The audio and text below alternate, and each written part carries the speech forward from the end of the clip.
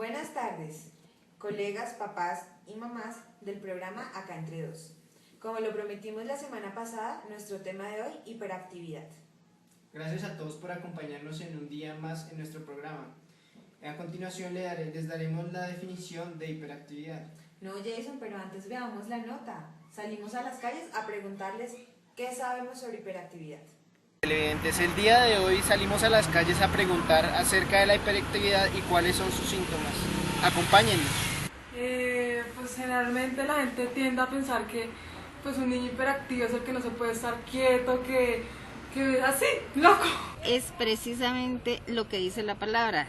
Como este nene quiere adelantarse a todo, quiere saberlo todo, quiere hacer todo a la vez, quiere ir más adelante de todos los niños de su edad. Hiperactividad es una persona que no puede estarse quieta, que no se mueve, que ve una cosa, que brinca, que salta, que todo. Lo primero que vamos a hacer es definir qué es la hiperactividad.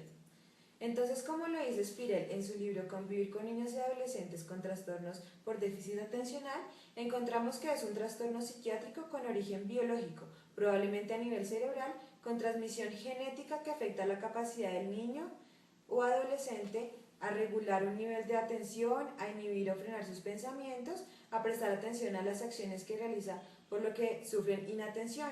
Es decir, que el niño con TDAH tiene gran dificultad o incapacidad para prestar atención y concentrarse, pues comparado con un niño que esté en su misma edad escolar y que esté en el mismo rango.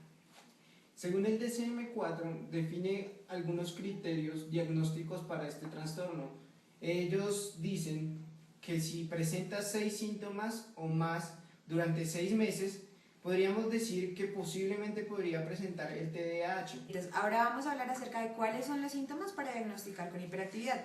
En mis manos tengo un libro de Rickel y Brown que se llama Trastorno por déficit de atención con hiperactividad en niños y adultos. Es muy recomendado para la gente que quiera saber más del tema, se los recomiendo.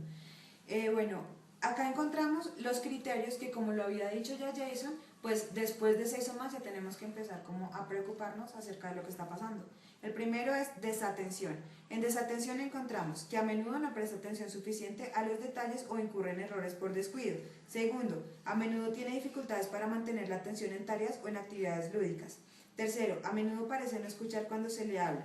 Cuarto, a menudo no sigue instrucciones y no finaliza tareas.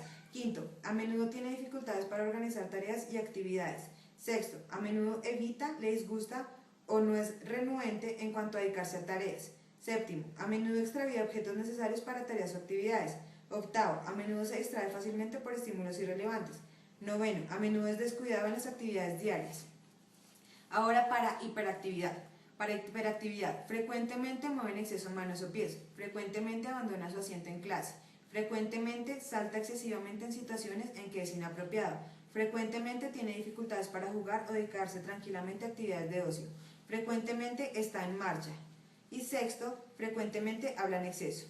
Y ahora para impulsividad encontramos: a menudo precipita respuestas antes de haber sido completadas las preguntas. A menudo tiene dificultades para guardar turno. Y tercero, a menudo interrumpe o se inmiscuye en las actividades de otros. Pero hay que aclararle a nuestros televidentes que es importante también la cantidad y la intensidad de estos síntomas. Además, que podemos decir que durante una etapa los niños también presentan un tipo de hiperactividad, más no se puede diagnosticar como hiperactividad.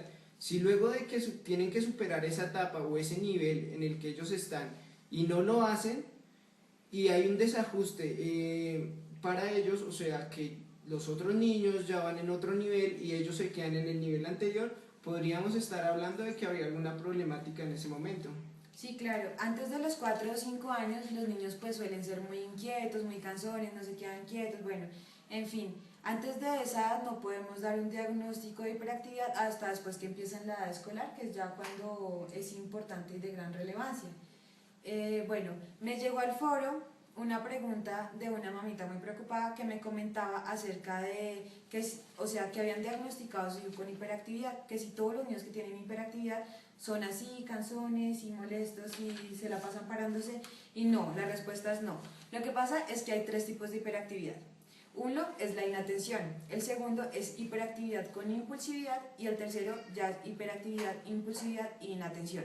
Si es diagnosticado el niño con TDAH, pero el criterio que cumple es el de la inatención, probablemente será un niño que no le gusta estar con compañeros, que es muy distraído, pero no necesariamente tiene actividad motora frecuente y no tiene los síntomas de hiperactividad que mencionamos, pero sí tiene que cumplir con los de inatención. Es también importante aclararle a nuestros televidentes que cuando uno de sus hijos sea diagnosticado con este trastorno, hay que mirar también si tiene algún otro trastorno que lo esté afectando.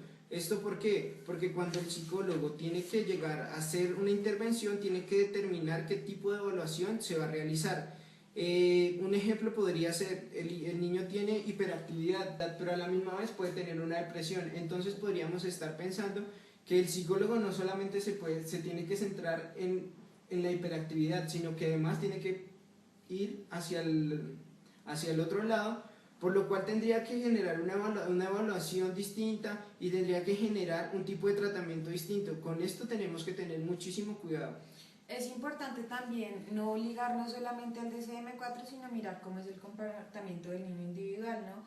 A veces cuando sufren estos cuadros, como lo dice mi compañero, pues los niños como en el colegio empiezan a ser rechazados por los amigos, los papás de pronto empiezan a regañarlos mucho porque no hacen sus tareas, pues ellos empiezan a entrar a cuadros depresivos que no generalmente son la depresión como tal, sino son cuadros inducidos por el mismo trastorno que están presentando.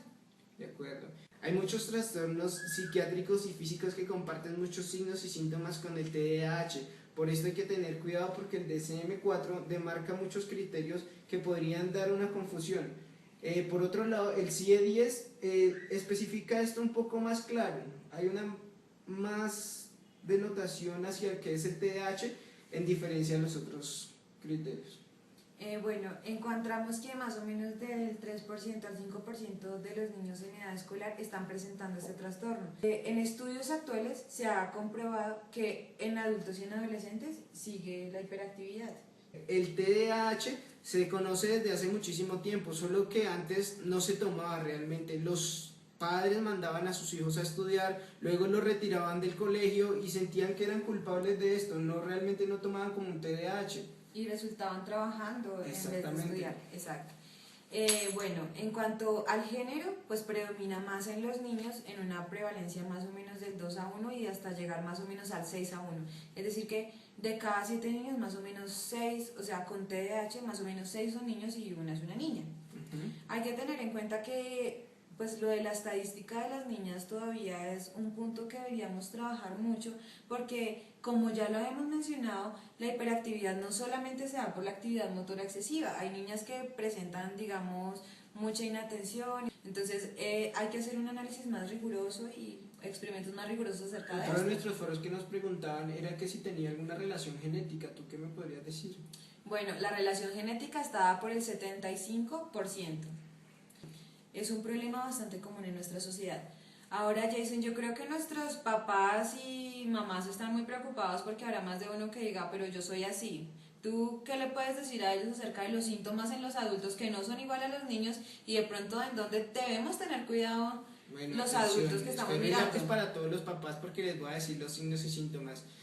Posiblemente podríamos decir que tenemos un caso de un adulto que pudo haber tenido este tipo de trastorno cuando es una persona alcohólica, cuando tiene inestabilidad con su pareja, no es estable en su trabajo. Como hemos dicho, si bien no es algo que debemos dejar pasar, tampoco es algo que sea muy grave para el niño si se le presta la ayuda necesaria. Igual como siempre lo hemos dicho en este programa, debemos prestar muchísima atención a nuestros niños porque en ellos, si lo logramos diagnosticar desde pequeños, de adultos tendremos unos adultos que puedan ayudar a nuestra sociedad. Exacto, también podemos hacer cuestionarios, test, como lo mencionábamos, como es muy común que se dé el trastorno con otros trastornos, pues podemos pues también mirar, como tú lo decías, el otro trastorno. Claro, es que para lo que sirve el registro realmente es para mirar cuánto permanece este síntoma y con qué frecuencia y si es de alta duración, si es de mucha intensidad. Entonces esto ayuda muchísimo a los psicólogos. Muchísimas gracias por un día más con nosotros. Síganos viendo la próxima semana con un nuevo tema.